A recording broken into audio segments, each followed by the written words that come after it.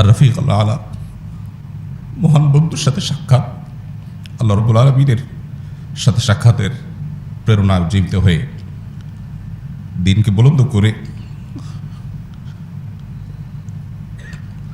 রবিউল আউয়াল মাসের 2 তারিখে মতান্তরে 12 তারিখে আরও বিভিন্ন মত আছে, সোমবারে তিনি দুনিয়া থেকে বিদায় হন। তার বয়স যখন 63, জীবনের শেষ বছর এবং হিজরতের 10ম বছর, সে বছর তিনি ঐতিহাসিক বিদায় হজের খুতবা, যেটা ঐতিহাসিকভাবে আজও মানব ইতিহাসের কাছে রোল মডেল, সেই খুতবায় তিনি মানবাধিকার, নারী অধিকার, শ্রমিকদের অধিকার, বিভিন্ন বিষয়ে মানুষকে সচেতন করে তিনি ঐতিহাসিক খুতবা দেন, যেটা আজও গোটা পৃথিবীতে চর্চা হয়। 1500 বছর আগের খুতবা যেন আজকের জন্য জাজ্জল্যমান এবং শাশ্বত। এবং এই বছর এবং ওই দিনই আল ইয়াউমা আকমালতু লাকুম দীনাকুম এই আয়াত নাজিল হয় যে আজকে তোমাদের দিনকে পরিপূর্ণ করে দেওয়া হলো। এবং এরপর নবী সাল্লাল্লাহু আলাইহি ওয়াসাল্লাম এই হজের পরেই যখন মদিনায় আসেন, পর থেকে তিনি অসুস্থ হয়ে গেলেন, মদিনায় গিয়ে পরিপূর্ণ অসুস্থ হলেন। এই অসুস্থতাই আস্তে আস্তে তাকে মৃত্যুর দিকে নিয়ে গেল এবং এরপর তিনি আর সুস্থ হলেন না। আস্তে আস্তে আস্তে ধীরে ধীরে তিনি দুর্বল হতে থাকলেন। একটা পর্যায়ে যখন জীবনের শেষ মুহূর্ত, তিনি বারবার আয়েশা রাদিয়াল্লাহু তাআলার কক্ষে ছিলেন এবং বারবার সেন্সলেস হয়ে যাচ্ছিলেন। যখন তার সেন্সলেস হয়ে যাচ্ছিলেন, তাকে উজু করানো হলো, মুখে পানি দেওয়া হলো, ঠান্ডা পানি দেওয়া হলো, তিনি একটু হুঁশ আসে নামাজ পড়ার জন্য, কিন্তু আবার বেহুশ হয়ে যান, আবার হুঁশ আসে বহুত কষ্টে, আবার বেহুশ হয়ে যান। এভাবে কয়েক দফা হয়েছে।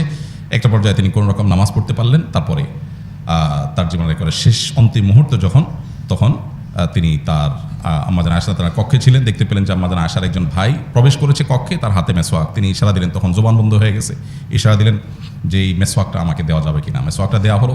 তখন খাজা আয়েশা রাদিয়াল্লাহু তাআলা আনহা মেসওয়াকটা চাবিয়ে দিলেন, কারণ নবী সাল্লাল্লাহু আলাইহি ওয়াসাল্লামের তখন তাদের চাবানোর শক্তি ছিল না। নবী সাল্লাল্লাহু আলাইহি ওয়াসাল্লাম তখন মেসওয়াক করলেন। মেসওয়াক করতে করতে তিনি শেষ কয়েকটি বাক্য বলে একবারে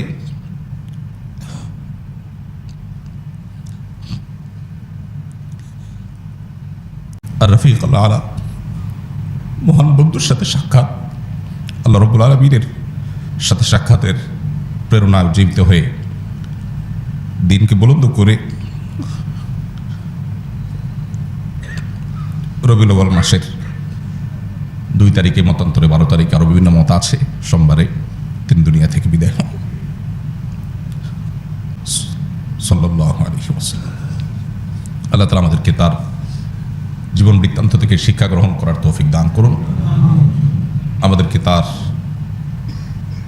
জীবন দর্শনকে পরিপূর্ণভাবে অনুসরণ করার তৌফিক দান করুন। তার জীবনে আমাদের জন্য যে অনুপম আদর্শ রয়েছে, বারবার কোরআনে আমাদেরকে সাবধান করা হয়েছে, আমাদের মুক্তির একমাত্র পথ তার অনুসরণ অনুকরণ, এছাড়া কোনো পথ আমাদের সামনে খোলা নেই। অতএব মুসলমান হিসাবে নবী সাল্লাল্লাহু আলাইহি ওয়াসাল্লামের সম্পূর্ণ আদর্শকে, তার জীবনকে আমরা অনুসরণ অনুকরণ করার চেষ্টা করব। সেটাই হবে প্রকৃত সার্থকতা আমাদের। আল্লাহ তাআলা আমাদের সবার প্রতি সেই তৌফিক আল্লাহ তাআলা আমাদের সবাইকে দান করুন।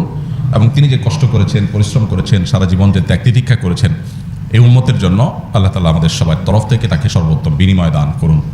শান্তির বাড়িতে আল্লাহ তাআলা তার প্রতি বর্ষণ করুন।